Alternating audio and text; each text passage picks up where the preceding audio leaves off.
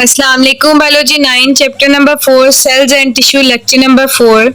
आज का जो हमारा टॉपिक है उसका नेम है cellular structure and functions. So basically हमारे पास सेलुलर स्ट्रक्चर को दो टाइप्स में डिवाइड किया गया है। पहली जो टाइप है हमारे पास वो है नॉन ऑर्गेनेली स्ट्रक्चर और दूसरी जो हमारे पास टाइप है वो है हमारे पास ऑर्गेनेली स्ट्रक्चर। हमारे पास नॉन ऑर्गेनेली स्ट्रक्चर क्या होते हैं? ऐसे स्ट्रक्चर जो सेल में तो पाए जाते हैं लेकिन ऑर्गेनेली का हिस्सा नहीं होते।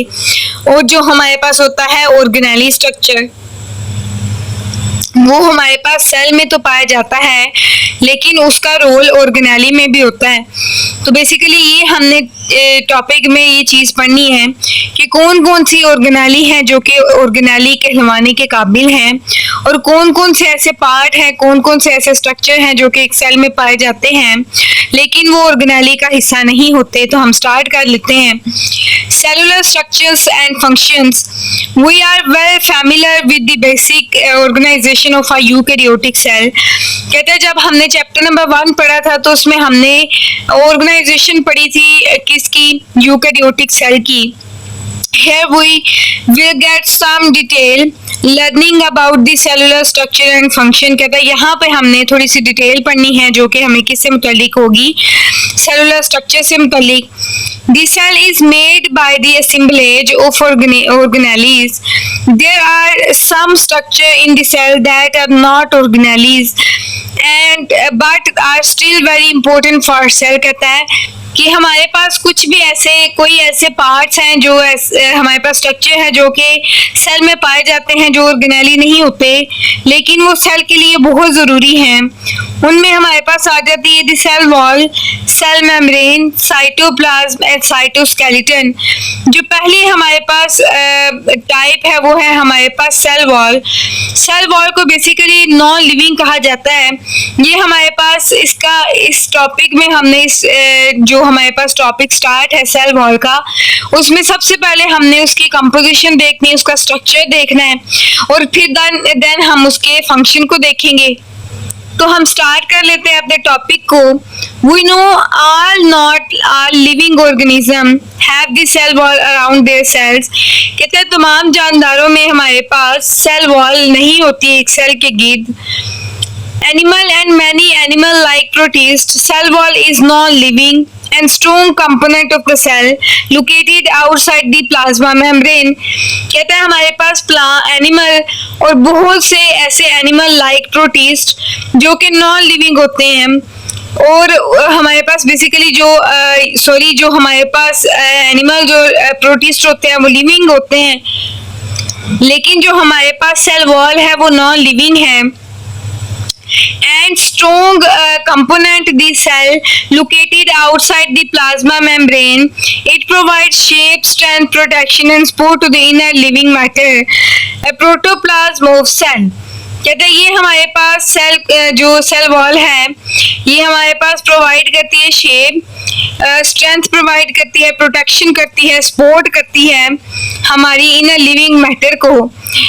Plant cell have a variety of chemical in their cell wall and under layer of plant। कहते हैं प्लांट में हमारे पास जो सेल वॉल पाई जाती है उसके पार्ट्स हैं।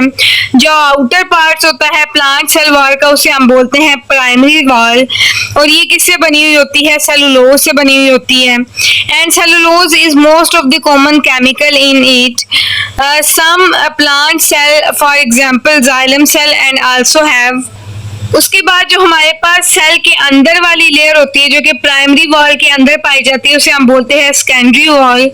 Secondary wall on the inner side of the primary wall, it is much thicker and contain a lignin and some other chemicals। There are pores in the cell wall offer just cell। कहता है हमारे पास जो inner wall होती है primary cell wall की उसे हम बोलते हैं सेकेंडरी सेल वॉल जो कि लिग्निन से बनी हुई होती है और इसकी वॉल में छोटे छोटे पोर्स होते हैं, सुराख होते हैं जो कि इंटरकनेक्टिंग होते हैं साइटोप्लाज्म के दरमियान और इन पोर्स को हम क्या कहते हैं? प्लाज्मोडेस्माटास। through which their cytoplasm is connected. These pores are called plasmodesmatas. अब कहते हैं हमारे पास एनिमल और प्लांट में तो हमारे पास वॉल्स पाई जाती हैं।